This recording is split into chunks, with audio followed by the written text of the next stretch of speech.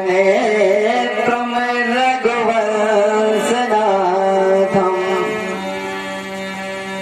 कारुण्यरूपम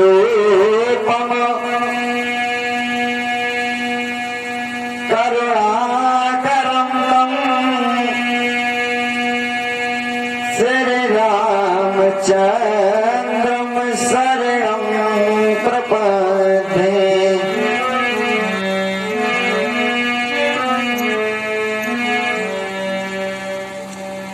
कल की पावन कथा में आप सभी ने भगवान के वनवास की कथा श्रवण करी। आज आप सभी श्री राम कथा में भक्त केवट का प्रसंग श्रवण करेंगे। भगवान कल की कथा में श्रृंगवेरपुर में विश्राम कर रहे हैं। आज माता जानकी और भैया लखनलाल के साथ में भगवान गंगा के किनारे पहुंच रहे हैं। बाबा लिख रहे हैं कि मांगे भगवान जब गंगा के किनारे पहुंचे तो वहां जो केवट राज था, देवदत्त निखाद के यहाँ वह केवट राज गंगा के किनारे नौका को चलाता था। भगवान उस केवट से मांग रहे हैं कि हे केवट राज, मांगे नाम ना केवट आना, कहो तुम्हारे मरम मैदाना।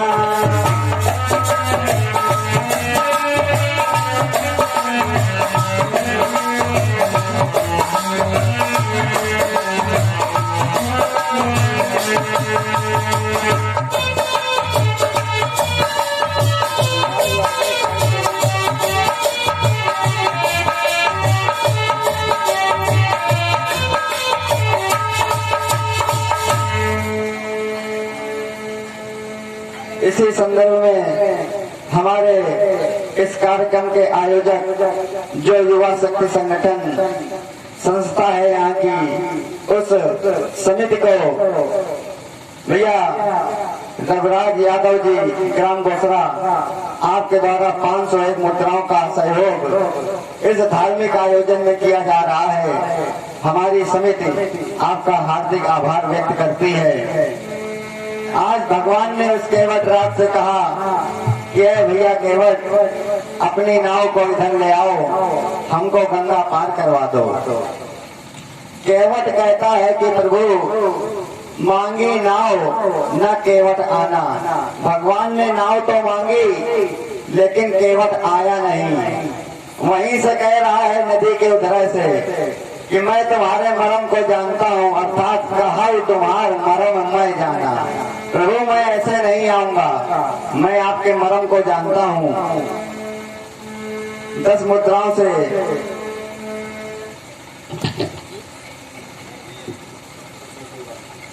बड़ी बकौली से आए हैं भैया राघवेंद्र। आप राघवेंद्र सरकार की ही कथा में अपनी भेंट लगा रहे हैं। भगवान दया करेंगे, कल्याण करेंगे। केवट कहता है कि प्रभु मैं आपके मरम को जान रहा हूँ। भगवान ने कहा कि अरे भैया आप ऐसा कौन सा मरम जानते हो, जरा हमको भी बतलाओ। वह केवट कह रहा है कि सुनो सरकार, अगर आप पूछ रहे हो तो श्रवण करो कि अच्छा सरकार पूछते हो तो कहता हूँ संशय अपना, भय भंजन मेरे सन्मुख है तो फिर क्यों रहने दो भय अपना।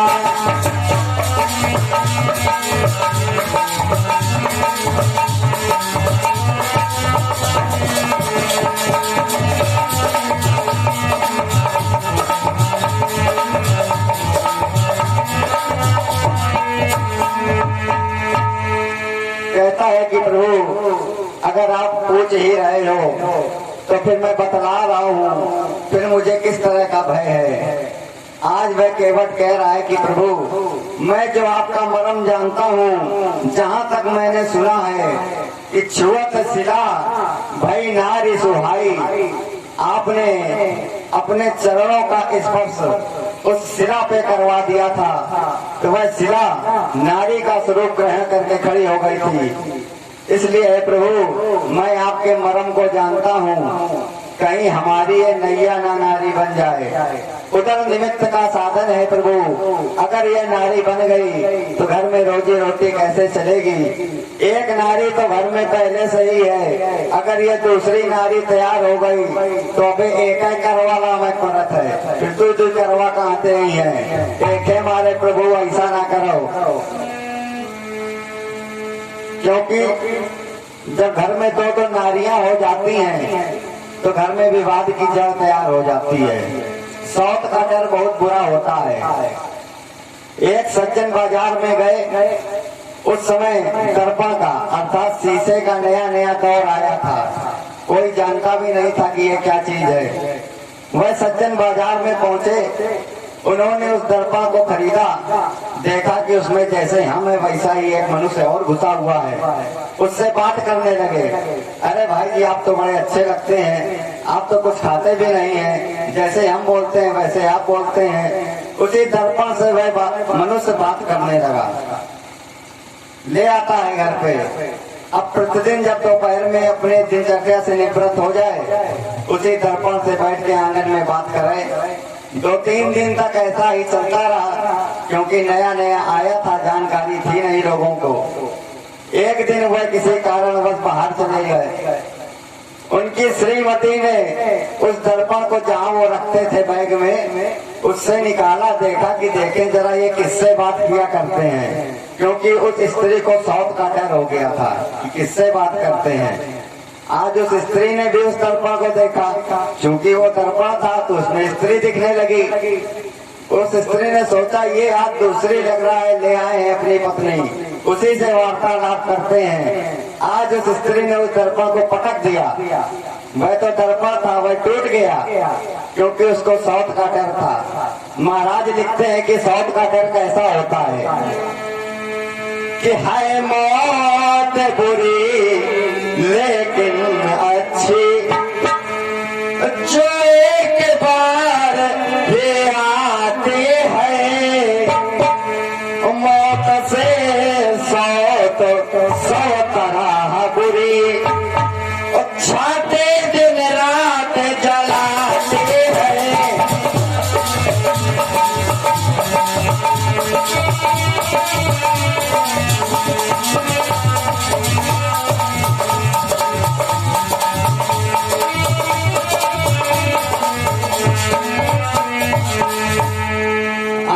केवट कहता है कि प्रभु हम नहीं चाहते हैं कि हमारे घर में 2 नारियां हों, इसीलिए मैं आपके मरम को जानता हूँ, मैं नहीं आपको ले चलूंगा। और प्रभु मैंने सुना है कि जिनके घर में 2 रानियां हुई या एक से अधिक रानियां हुई तो उनकी दशा क्या हुई। स्मरण करवा रहा है वह केवट भगवान राम को कि प्रभु महाराज उत्तानपाद की 2 रानियां थी तो परिणाम क्या हुआ, ध्रुव को वन जाना पड़ा था। और महाराज आपकी भी 3 माताएं हैं, महाराज दशरथ की 3 रानियां हैं, तो परिणाम आप सामने देख रहे हो, वन में घूम रहे हो। एक है मारे हमका 2 नारी ना दो प्रभु, हम अकेले ठीक है, स्त्री पर्याप्त है। और केवट कह रहा है कि प्रभु घर का लौट जाओ भगवान, भाई तुम्हारे मरम में जाना।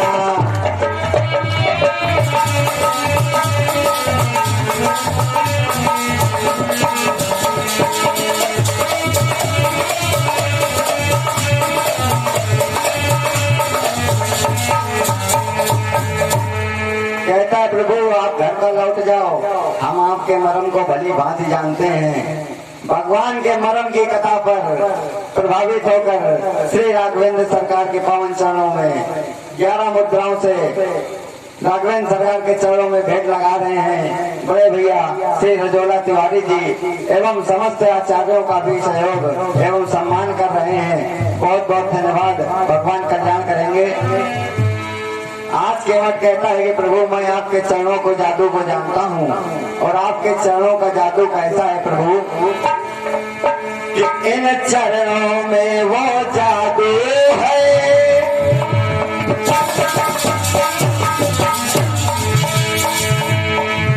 इन चरणों में वो जादू है, सुन दिल ये दहल जाता है, छू लेते हैं यदि पत्थर को नारे में बदल जाता है, नारी में बदल जाता है, नारी में बदल जाता है। इसलिए प्रभु मैंने आपके महत्व को समझा है कि ये नैया ना नारी में बदल जाए। इसलिए है प्रभु हमसे ये चतुराई ना करो। भगवान बार बार विनय करते हैं कि अरे भक्त ऐसा मत करो, हमको उस पार पहुंचा दो। और इसी संदर्भ में 10 मुद्राओं से सर्वन दाता भगवान श्री राघवेंद्र सरकार के चरणों में भेंट लगा रहे हैं। भगवान दया करेंगे। 51 मुद्राओं से गोपाल यादव भगवान के चरणों में भेंट लगा रहे हैं। भगवान दया करें, कल्याण करें।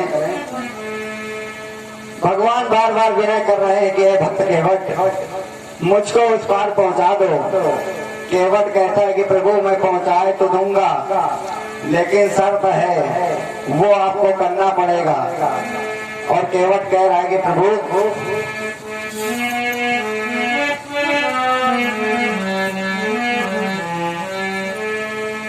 कि पद कमल धो इच्छाई नावेना नाथ उतराई चाहो,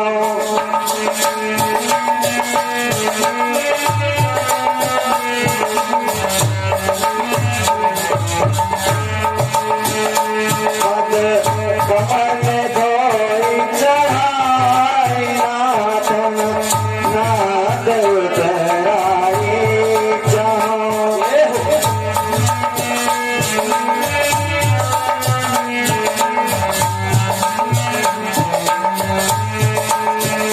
मोहि राम राउर आनि दशरथ सपथ सब साची कहो,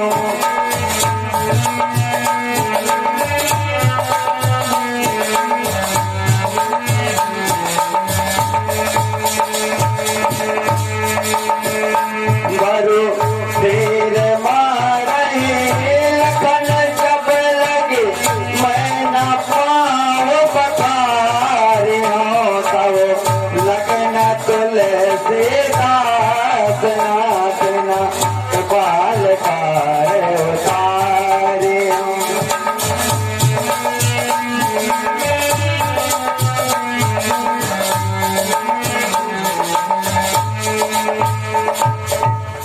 आज वह केवट कहता है कि प्रभु हम आपके पिता की सौगंध खा के कहते हैं महाराज दशरथ की कि जब तक आपके पैरों को अच्छी तरह से पखार नहीं लेंगे, धुल नहीं लेंगे, इसका परीक्षण नहीं कर लेंगे, तब तक हम नहीं चाहेंगे। और इसी संदर्भ में 10 मुद्राओं से एक माता जी भगवान के चरणों में भेंट कर रही हैं। भगवान दया करेंगे। आज केवट कहता है कि प्रभु मैं जब तक अपने आपके इन पवित्र चरणों को धुल नहीं लूंगा तब तक अपनी नौका में नहीं चढ़ाऊंगा।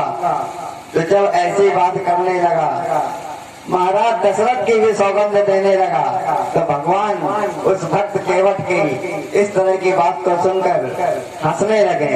बाबा लिखते हैं कि सुन केवट के बहन प्रेम लपेटे अटपटे बेहसे करुणाएन चितई जान के लखन तंग। केवट के वचनों को सुनकर भगवान मंद मंद मुस्काने लगे। बेहसे करुणाएन, हंसे, पहले मुस्काए फिर भी हंसे, ज्यादा जोर से हंसने लगे।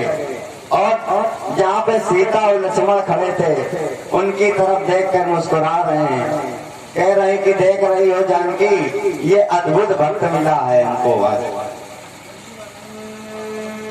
सज्जनों, भगवान हंसे क्यों थे और जानकी लक्ष्मण की तरफ देखकर मुस्कुरा क्यों रहे थे? ये केवट कौन था?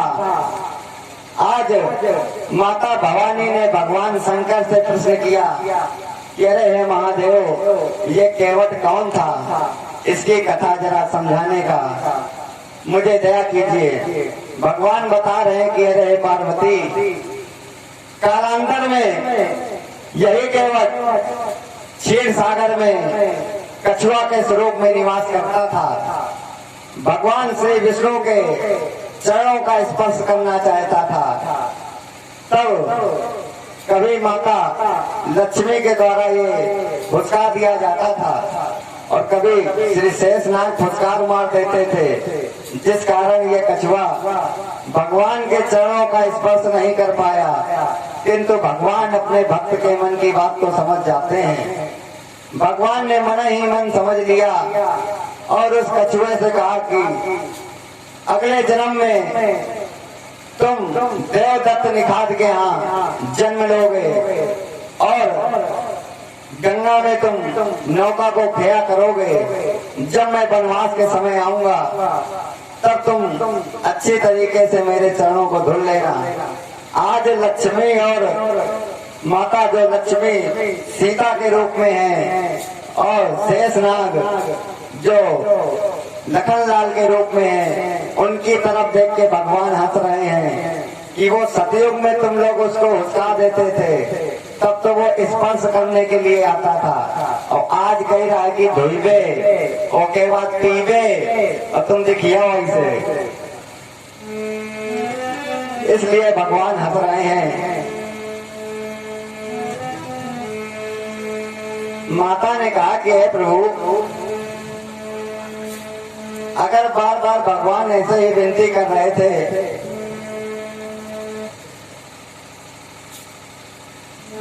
भगवान के पावन चरणों में ये बालक मोहित मिश्रा 11 रुपयों से द्रव्य अर्पित कर रहा है, भगवान दया करेंगे। साथ में ही सभी आचार्यों का सम्मान कर रहे हैं, भगवान कल्याण करेंगे। माता पार्वती कहती है भगवान से कि हे महादेव, भगवान राम इतना गिड़गिड़ा क्यों रहे थे उस केवट से? भगवान तो सर्वशक्तिमान थे, चाहते तो एक पैर इधर रखते, एक पैर गंगा के उधर पार हो जाते। केवट से इतनी विनय क्यों कर रहे थे? क्योंकि भगवान ने पहले भी ऐसा करिश्मा कर रखा है पावन अवतार में। आज आप लोगों ने कथा श्रवण भी करी है। माता पार्वती कह रही है कि प्रभु पावन अवतार में भगवान ने कैसे नापा था लोग को कि कहते हैं प्रभु ने अंश तलक सूरज के अंश ढाक डाले, तीन कदम की गिनती में तीनों ही लोग नाप डाले।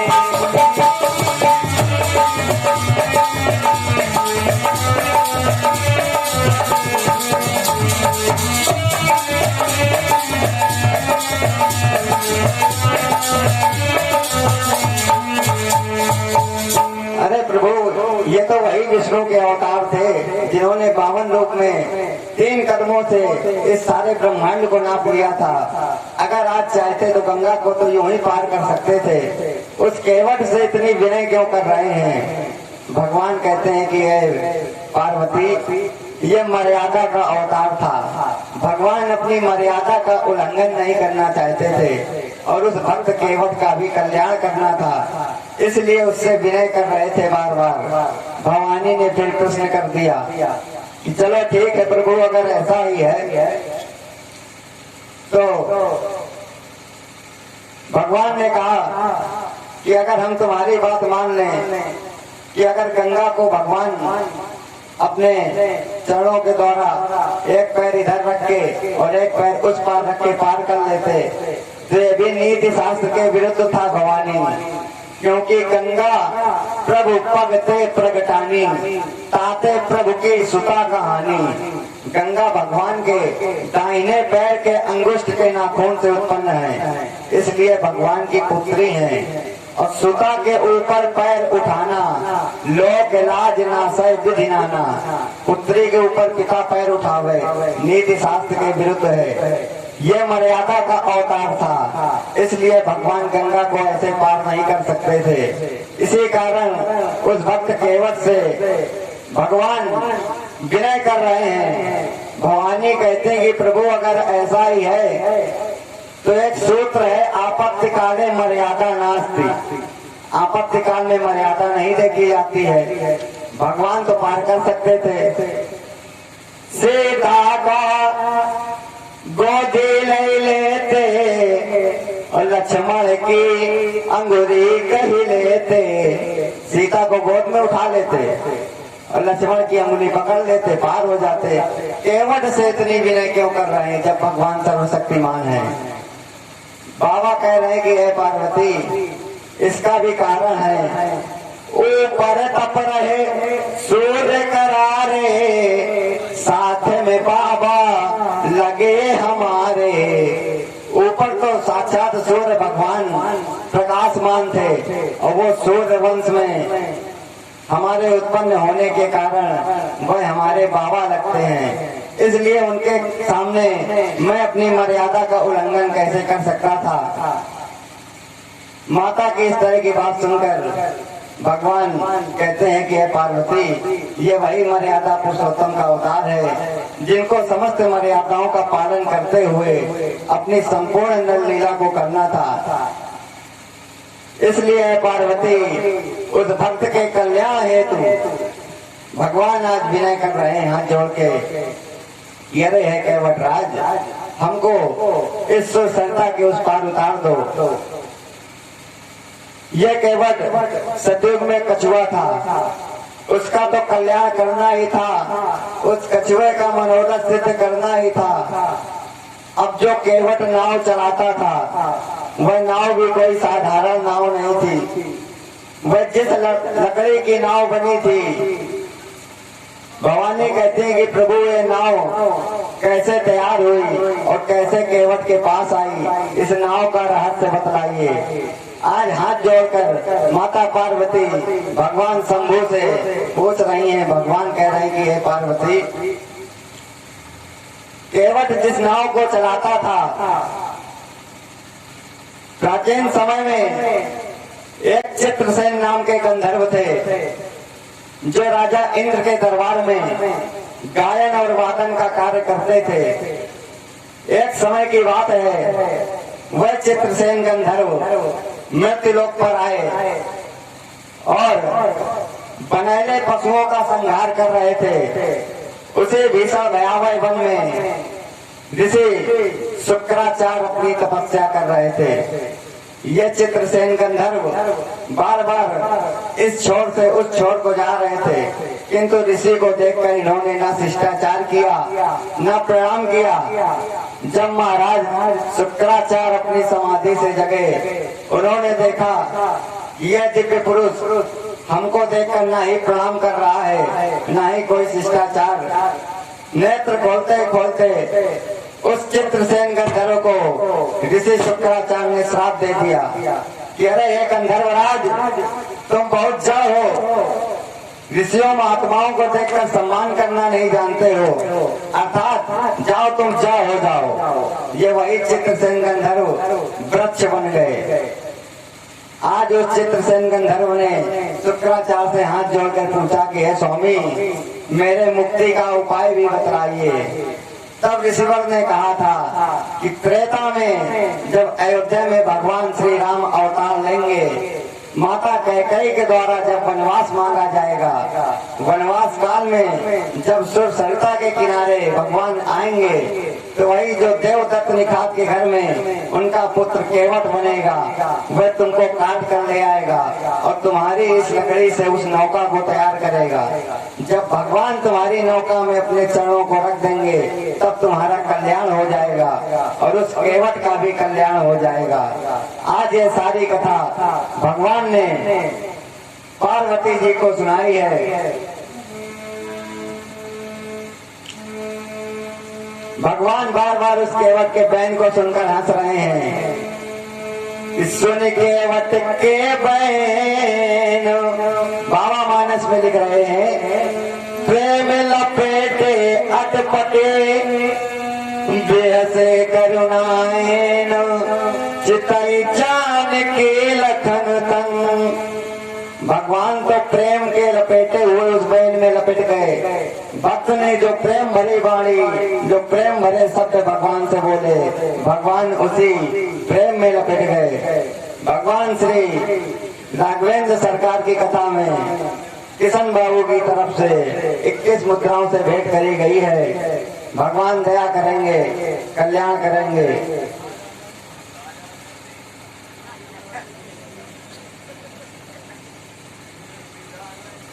और भगवान की कथा में 21 मुद्राओं से हमारे ही गांव के रहने वाले बउआ लाल उर्फ बाबा जी के जीजा श्री हैं, उनके द्वारा 21 मुद्राओं से भेंट करी गई है। भगवान दया करेंगे, कल्याण करेंगे।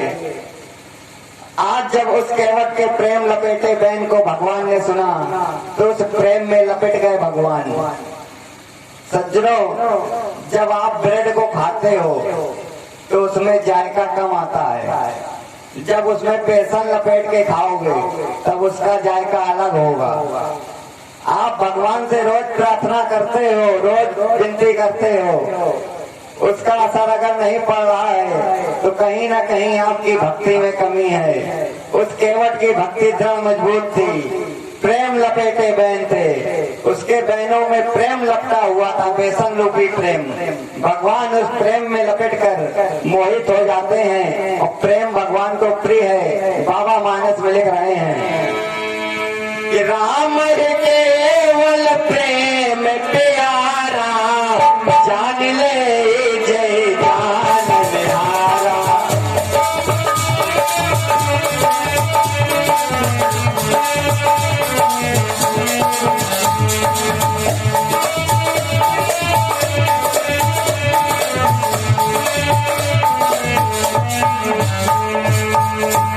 भगवान कहते हैं कि अरे हे केवट राज, वार्ता बहुत हो चुकी, अब हमको उस सुरसरिता के किनारे पहुंचा दो। केवट कहता है कि प्रभु, हमने जो बात कही है जब तक आप उसको पूरा नहीं करोगे तब तक हम आपको पार नहीं कर सकते हैं। जब बार बार प्रेम भरी बात बोलता है तो भगवान कहते हैं कि चलो ठीक है, अगर तुम्हारी यही इच्छा है तो ये भी कर लेना। केवट कह रहा है कि प्रभु सुनो,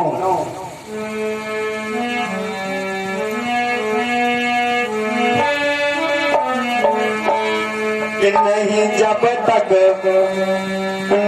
जब तक चरण लो पठार, चढ़ाओ नारा गाओ।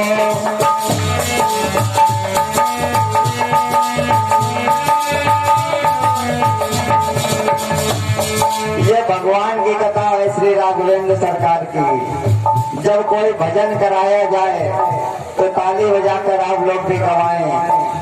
राम कथा सुंदर कर तारी, संशय विहग रावण हारी। इसलिए ताली भी बजाते रहें और गुणगान भी करते रहें। केवट कह रहा है, नहीं जब तक चरण लो पठार, चढ़ाओ नारा गाओ।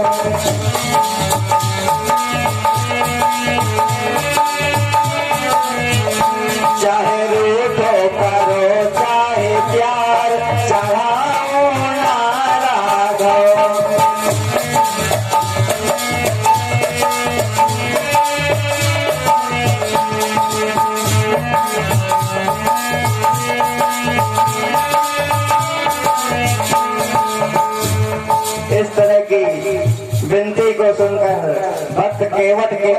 को सुनकर वह दीनानाथ उस भक्त के प्रेम में पिघल जाता है।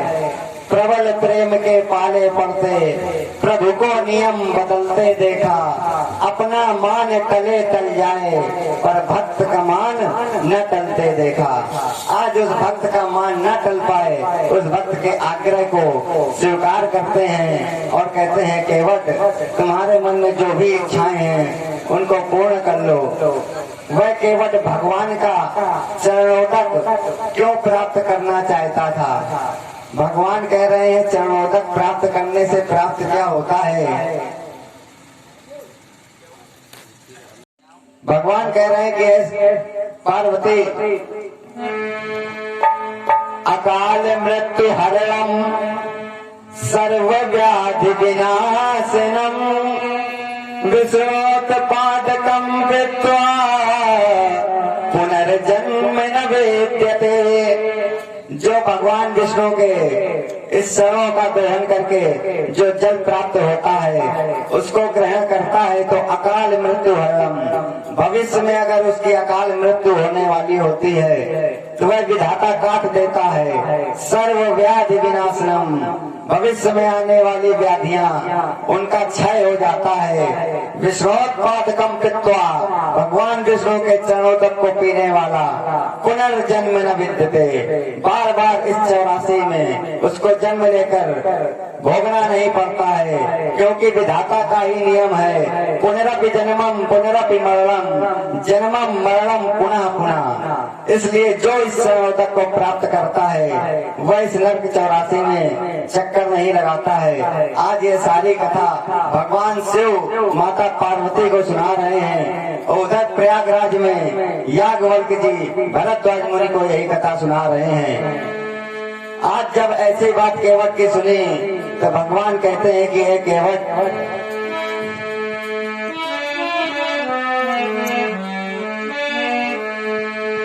कृपा सिंधु बोले मुस्काई,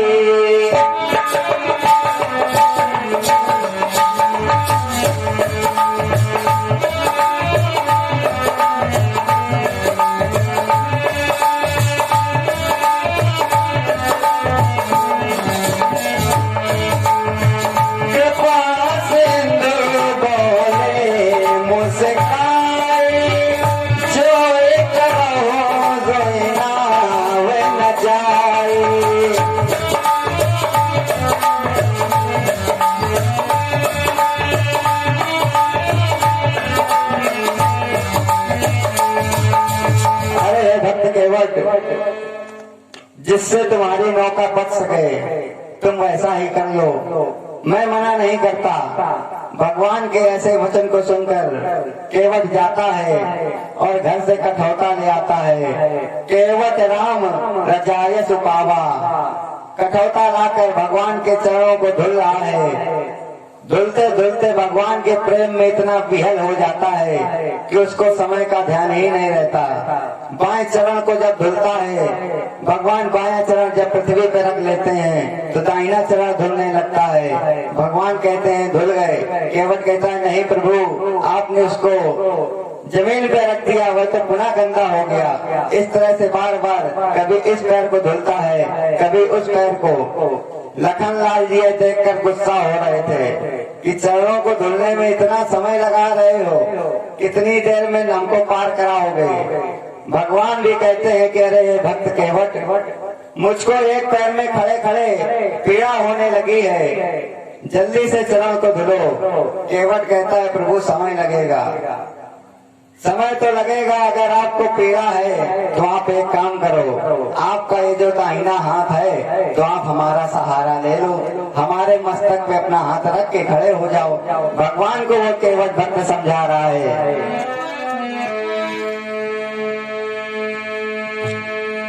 कि जो आपकी जंघाओं तक है प्रभु, आपकी जंघाओं तक जो ये आपका दाहिना हाथ है उसको क्या करना है सुनो।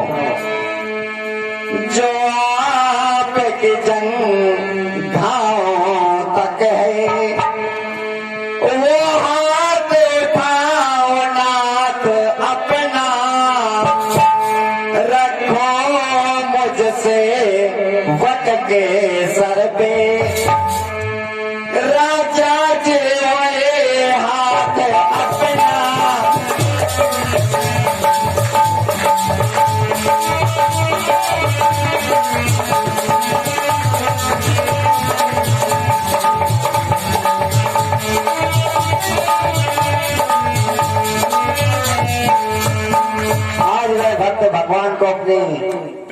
बड़ी बातों में लपेटकर भगवान का हाथ भी अपने मस्तक पे रखवा लेता है। ये भक्त की पराकाष्ठा होती है, भक्ति होती है, जिसमें भगवान उलझ जाता है और भक्त के बस में होकर भगवान को सब कुछ करना पड़ता है। आज वह केवल भगवान को नाव में बैठाल कर चल पड़ता है। नौका में बैठाले हैं भगवान राम को, सीता, लक्ष्मण और साथ में वो जो श्रृंगबेरपुर का निखाद राज था वह भी, और केवल कुल 5 लोग बैठे हैं नाव में। नौका अब गंगा में आगे बढ़ रही है। श्री राधे श्याम जी लिख रहे हैं, मंद मंद गति से इधर चले जा रही नाव,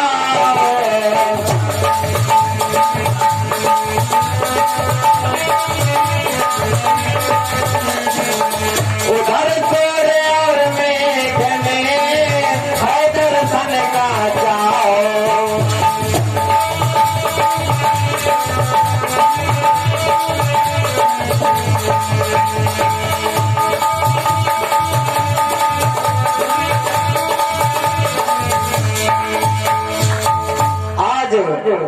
आकाश मंडल से भगवान सूर्य उस भक्त और भगवान की ऐसी पावन लीला को देखने के लिए मानो एक ही जगह स्थिर हो जाते हैं। वह केवल भगवान को बैठाल कर नौका में चल रहा है, भगवान के सन्मुख अपने चेहरे को किए हुए है। आज भगवान को देखता जा रहा है और नाव को उस जल में खेता जा रहा है। मन ही मन भगवान की प्रार्थना भी कर रहा है कि प्रभु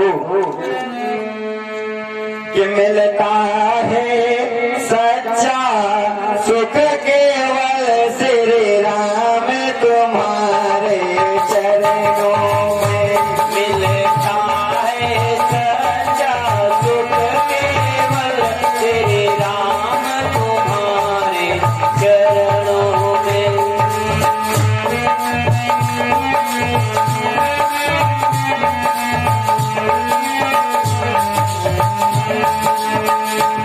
मिलता है सच्चा सुख केवल श्री राम तुम्हारे चरणों में, मिलता है सच्चा सुख केवल श्री राम तुम्हारे चरणों में। चाहे संकट ने मुझे घेरा हो, चाहे चारों ओर अंधेरा, ये विनती है पल पल छिन छिन प्रभु ध्यान तुम्हारे चरणों में, मिलता है सच्चा सुख केवल श्री राम तुम्हारे चरणों में।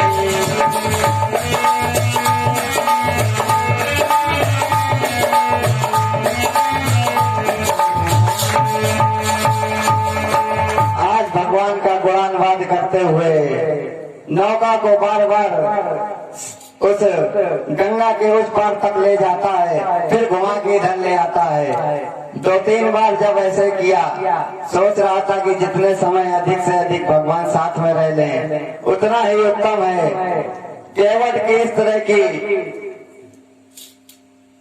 केवट का ऐसा व्यवहार देखकर लखनलाल जी पीछे से क्रोधित हो रहे थे, किंतु कुछ बोल नहीं पा रहे थे। जब बड़े भैया कुछ बोले तब छोटे भैया कुछ बोले, संकोच बस कुछ बोल नहीं पा रहे थे। आज भगवान के पावन चरणों में चाचा राकेश अवस्थी जी आप कानपुर से आए हुए हैं भगवान की कथा को श्रवण करने। आपके द्वारा 101 मुद्राओं से भेंट लगाई गई है। भगवान दया करेंगे, कल्याण करेंगे। भगवान कह रहे हैं आज वह केवल उस नौका को लेकर गंगा के उस पार पहुंचता है कि इधर चतुर मल्लाह की पूरी हुई मलार, जा पहुंचे नौका उधर श्री गंगा के पार। आज जब नौका गंगा के पार आ गई तो भगवान ने सोचा कि अब इस केवट को कुछ देना चाहिए, इसका पारिश्रमिक इसको कुछ देना चाहिए। इसने अपना कर्तव्य किया है। वनवास काल में भगवान थे, अब भगवान क्या देते? माता जानकी ने भगवान के हृदय की बात को जान ली। प्रिय ही की सिय जान निहारी, मन मुदरी मन मुदित उतारी। भगवान के अंतःकरण की बात को वह माता जान जाती हैं। और माता सीता ने जो मणियों से जड़ित मुद्री थी उसको प्रसन्न हृदय से उतार कर स्वामी को दिया कि स्वामी यह इसका पारिश्रमिक इसको भेंट कर दो। प्रभु कहते हैं कि अरे केवट, तुमने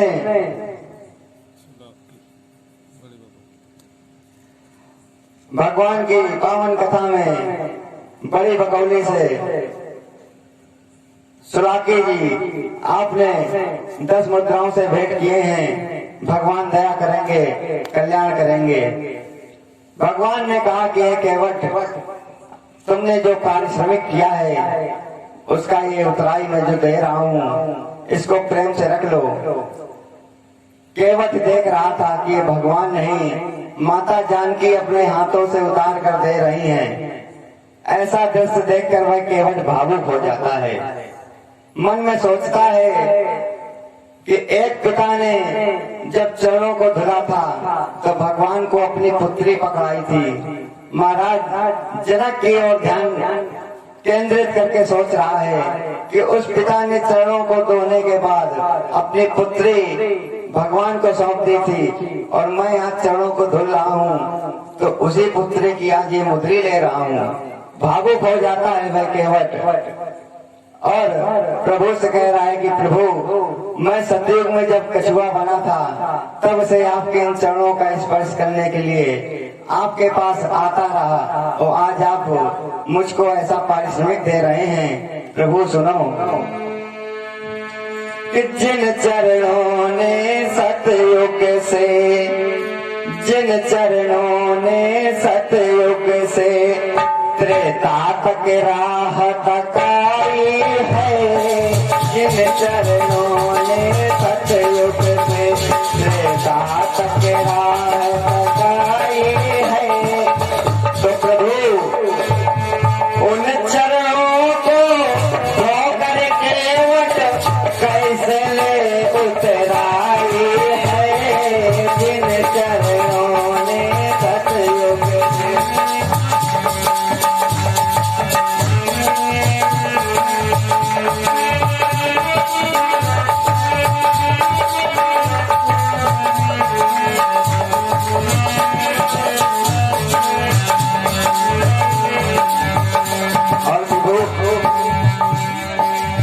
जिन चरणों से प्रकट हुई है वो पावन गंगा धारा, भले बुरे का प्रश्न नहीं है, गंगा ने सबको तारा।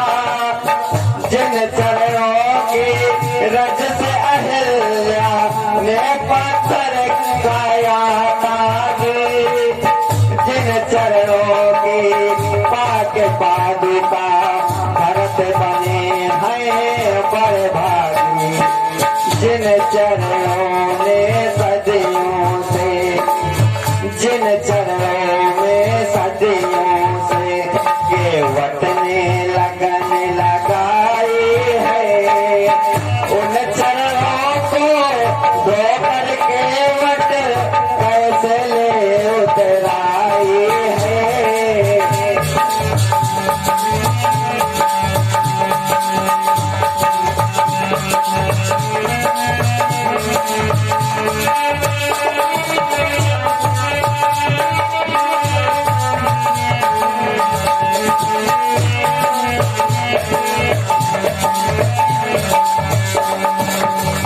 केवट भावुक होकर आज ऐसी बात करने लगता है और कहता है कि प्रभु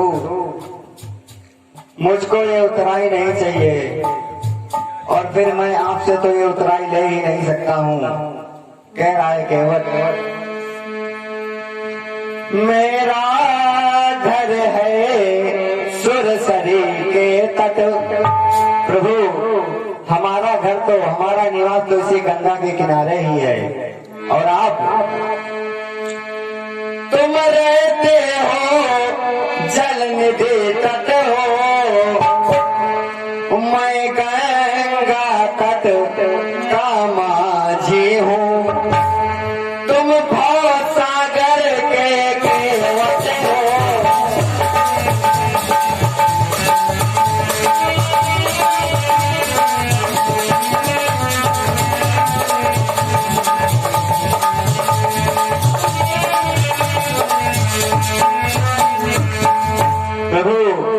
अगर मैं भी केवट हूँ तो आप भी केवट हैं। फर्क सिर्फ इतना है कि हम गंगा से पार करते हैं और आप उस भाव से पार कर देते हैं। तो केवट से केवट नहीं लेता, ना नाई से नाई लेता है। आज इस तरह की बातें भगवान से वह कर रहा है, और जो उतराई दे रहे हैं भगवान वह नहीं ले रहा है।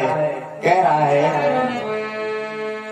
भगवान कहते हैं कि अरे केवट, अगर तुम उतराई नहीं लोगे तो मुझे ऋणी बना दोगे, और मैं नहीं चाहता हूं कि मैं ऋणी बनूं, क्योंकि मैं मर्यादा के अवतार से अवतरित हूं, इसलिए मुझको ऋणी ना बनाओ।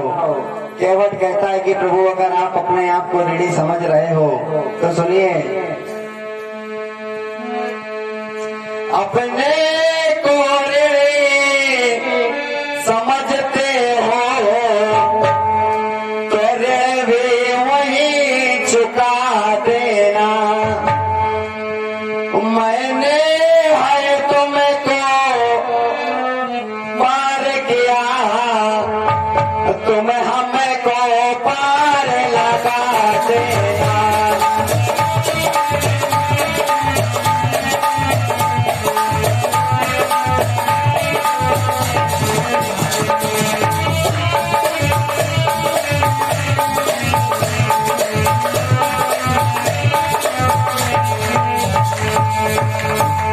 कहता है कि प्रभु अगर आप अपने आप को ऋणी समझ रहे हो तो आज आपको हमने पार किया है। जब हम आपके घाट पर आए तब आप हमको पार लगा देना और वहीं पे अपना ये ऋण चुका देना। भगवान उस भक्त की ऐसी बात सुनकर मौन हो जाते हैं, कुछ कह नहीं पाते हैं। केवट कहता है कि प्रभु अगर माता चाहती हैं कि हम अपना पारिश्रमिक लें तो फिरती बार जो कुछ मोहि देवा और सो प्रसाद मैं सिर धरि लेवा। जब आप वापस आना लौट के वनवास से, उस वक्त आप मुझको जो कुछ भी देंगे उसको मैं प्रसाद स्वरूप ग्रहण कर लूंगा। केवट सोच रहा था इसी बहाने दोबारा फिर दर्शन होंगे।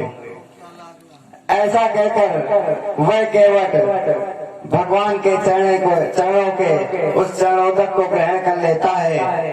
आज भगवान श्री राघवेंद्र सरकार गंगा पार हो जाते हैं और उस गंगा जी को प्रणाम करके माता जानकी, लखनलाल और भगवान श्री राम वनों की ओर जाते हैं। महाराज बता रहे हैं, ले आशीष सुरसरी से बहुरी नवा करे माथ,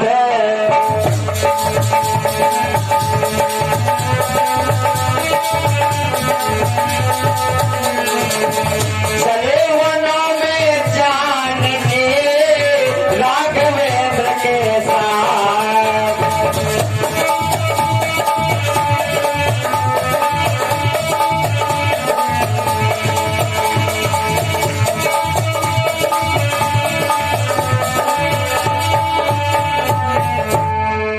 आज माता जानकी गंगा जी को प्रणाम कर भगवान श्री रामचंद्र के साथ में वनों की ओर प्रस्थान कर जाते हैं।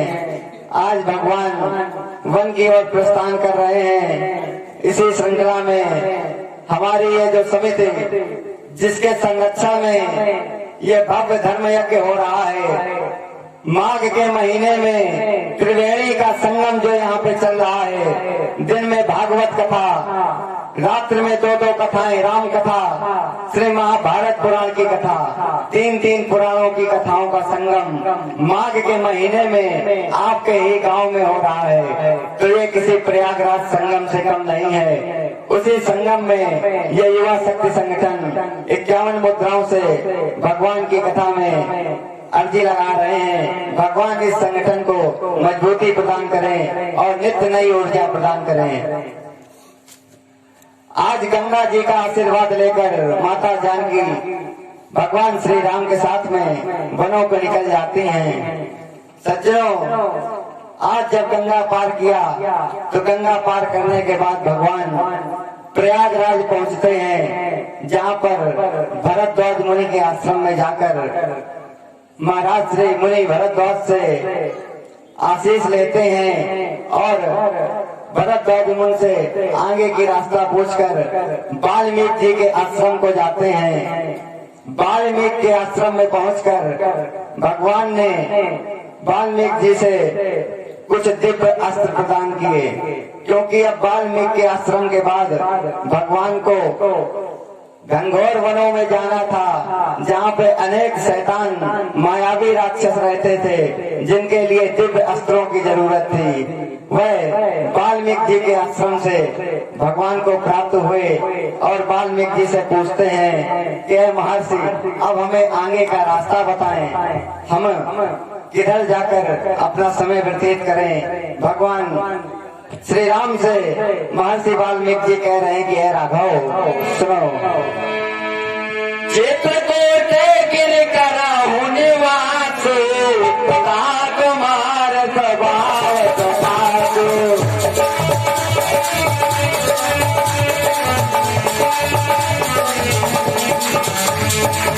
श्री राम जय राम जय जय राम, श्री राम जय जय राम।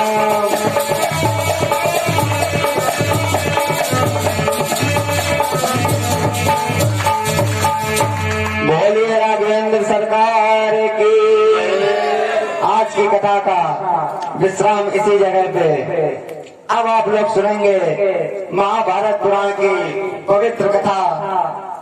कल की कथा में सीता हरण का प्रसंग आप सभी के बीच में होगा। अधिक से अधिक संख्या में आकर भगवान की इस कथा को श्रवण करें।